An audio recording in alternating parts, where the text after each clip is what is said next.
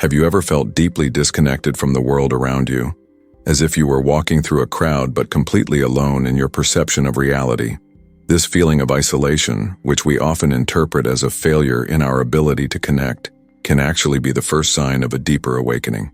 We live in an age where constant noise, both external and internal, distances us from the silence necessary to hear the subtlest truths that permeate our existence. When we look at those who have truly transformed their understanding of reality and reached deep levels of wisdom, we find a recurring pattern: the solitary path. It is not a solitude born of resentment or the inability to form bonds, but rather a conscious solitude, a necessary withdrawal from the distractions of the world so that we can hear what the universe has to tell us when we finally become silent. Today, we will explore why the solitary often walks closer to the hidden truth, and how we can embrace our moments of isolation as sacred opportunities for transformation and discovery, not as an escape from the world but as a necessary preparation to return to it with a clearer vision and a more authentic presence. In all the mystical traditions of the world, we find the figure of the hermit, the ascetic, the solitary seeker who temporarily withdraws from social interaction to dive into the inner realms of consciousness. The ancient Egyptians sent their initiates to isolation chambers in the depths of the temples. The Hindu mystics retreated to caves in the Himalayas. The Native American shamans sought visions on solitary journeys through the desert. This universal practice reveals something fundamental about the nature of human perception and its relationship to truth. Society, with its consensuses and conventions, functions as a lens through which we perceive reality. This lens, although necessary for collective coexistence and survival, inevitably distorts and limits our perception. The ancient alchemists symbolized this phenomenon through the veil of Isis, the goddess who represents nature in its deepest mysteries. The veil symbolizes the layers of illusion that cover the naked truth, and it is precisely in solitude that we begin to perceive the existence of this veil, and eventually develop the ability to lift it, even if only momentarily. Consider how the human mind operates in a social environment. We constantly seek external validation, adjust our perceptions to align with those of the group, and unconsciously filter information that contradicts established beliefs. Jung called this phenomenon psychic infection, our tendency to absorb the mental states of those around us. This infection is not inherently negative. It is an evolutionary mechanism that enabled our survival as a social species. However, when we seek to understand the fundamental truths of existence, this same mechanism can become the greatest obstacle. It is like trying to hear a soft melody while surrounded by an orchestra playing at full volume. The solitary, by temporarily stepping away from the social concert, creates the necessary space to hear the subtlest notes of reality, those that are usually drowned out by the noise of collective life. There is an ancient story about a disciple who asked his master, "Why do the wise always seek solitude?" The master replied by asking the disciple to fill a cup with water from the river and bring it back. When the disciple returned with the murky cup of water, the master said, "Observe this water now, and tell me what you see." The disciple described the muddy water with sediments floating. The master then asked the disciple to place the cup on a table and leave it untouched. After some time, when they returned to the cup, the water had become clear with the sediments resting at the bottom. "See," said the master, "the mind is like this water. When it is in constant motion, agitated by the external world, it becomes cloudy and unable to reflect the truth with clarity. It is only in the stillness of solitude that the sediments of worldly concerns, of others' opinions, and external distractions can settle, allowing the mind to become clear like a mirror, capable of reflecting reality as it is." This mental clarity that emerges in solitude is not just a philosophical abstraction. It manifests concretely in human history through the achievements of individuals who dared to temporarily separate from consensual thinking. Think of Nikola Tesla, whose revolutionary visions about electricity emerged during periods of intense isolation, or Einstein, who conceived the theory of relativity while working solitarily as a patent clerk far from the orthodox academic circles of his time. The ability to perceive patterns that others cannot often requires this distance from collectively accepted perceptions. In Hermetic tradition, this is symbolized by the journey of the fool in the tarot, the figure who seems senseless in the eyes of society precisely because he sees beyond established conventions. At this moment, I want to pause and ask, have you ever felt this deep disconnection between what your soul seeks and what the world demands from you? That feeling of walking in two worlds simultaneously, as if something inside you knows there is more to existence than what the eyes can see. If you are feeling this inner restlessness, now know that you are not alone on this journey. Share in the comments by simply writing, "Still here," so that other spiritual seekers know they are not alone in this quest. Sometimes the simple act of acknowledging where we are on the journey is already a powerful step toward awakening. Your comment may be exactly the sign someone needed to keep seeking, even when the path seems lonely. I thank you for your courage to speak up to bring your light to this community. It is important to clarify that valuing solitude does not mean endorsing permanent isolation or the rejection of human community. In fact, the deepest mystical traditions teach that the true purpose of solitary retreat is eventually to return to society with a more conscious presence and an expanded capacity to serve manly. P. Hall often emphasized that esoteric knowledge should not be hoarded as personal treasure, but should be translated into practical service for the upliftment of humanity. The path of the solitary is therefore not an escape from the world, but a necessary preparation for more conscious participation in it. Consider the metaphor of the tree. To grow strong and produce abundant fruit, a tree needs two seemingly contradictory things: deep roots that extend solitarily into the darkness of the earth, and branches that open generously to the sky and the world. The roots represent our inner life, our connection to the fundamental truths that can only be accessed in the stillness of solitude.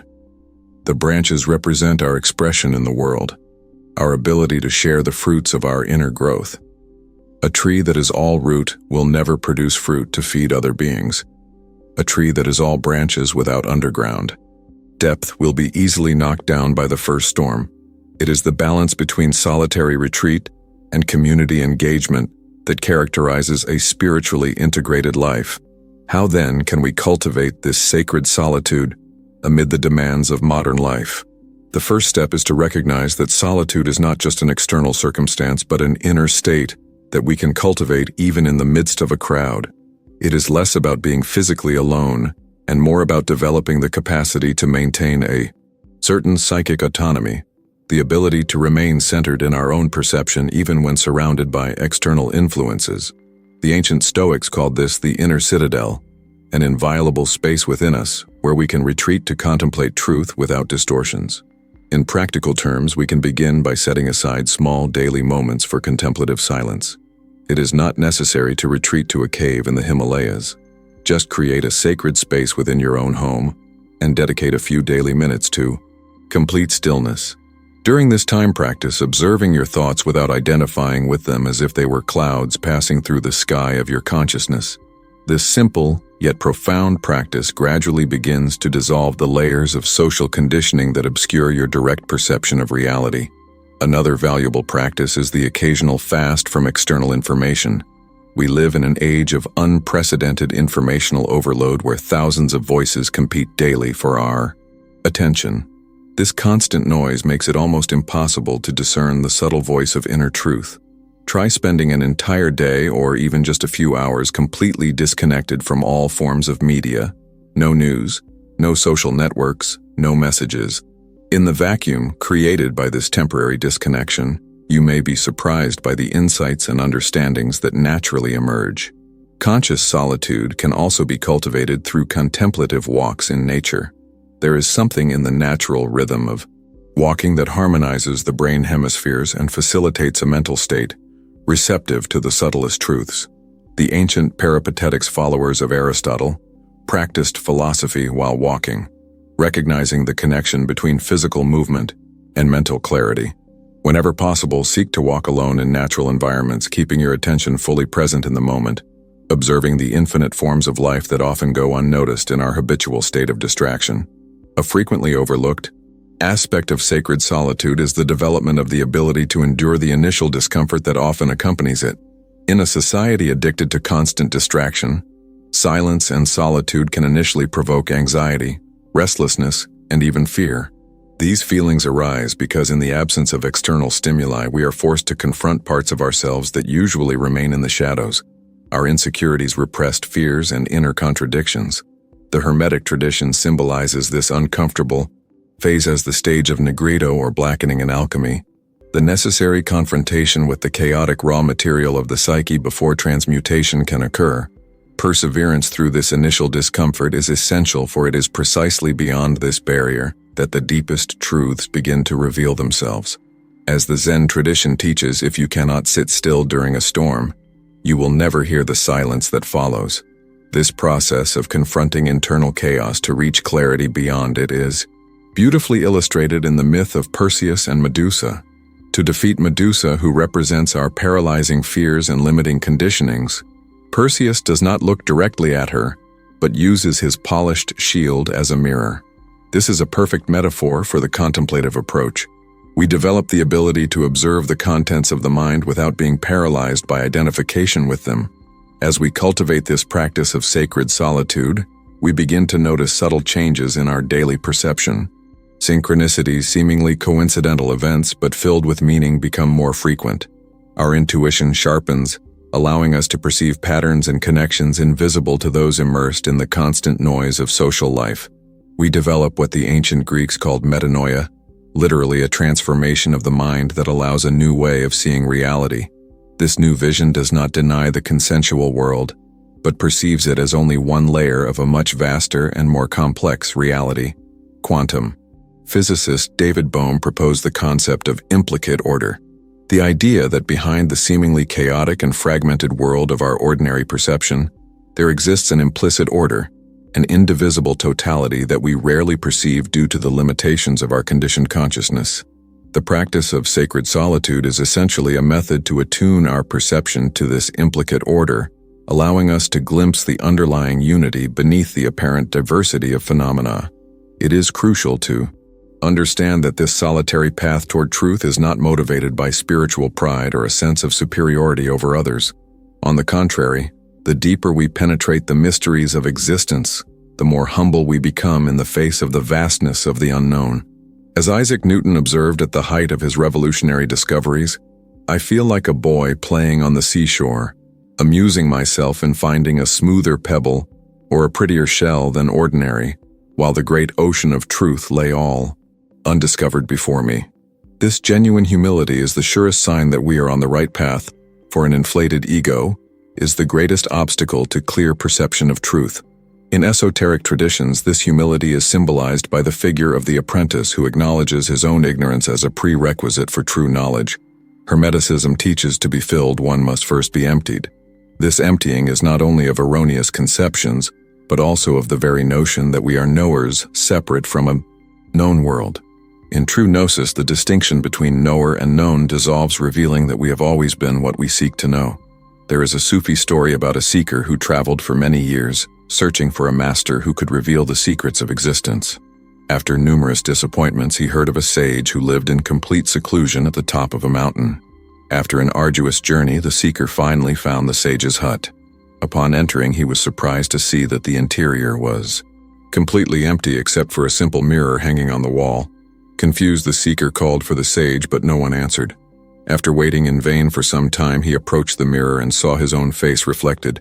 In that moment, he understood that the truth he sought externally had always been within himself, accessible only in the silence of genuine self-reflection.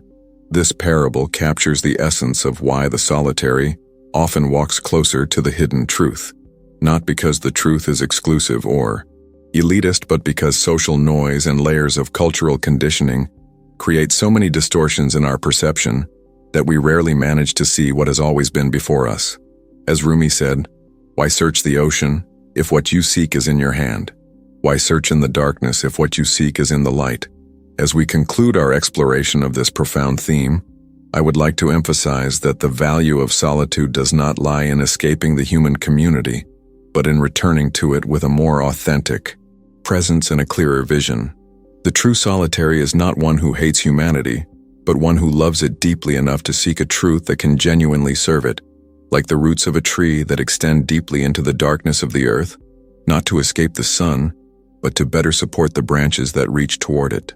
In our personal journey, we can find a healthy balance between moments of solitary retreat and those of community engagement, recognizing that both are essential for a spiritually integrated, Life's solitude without service can become barren service.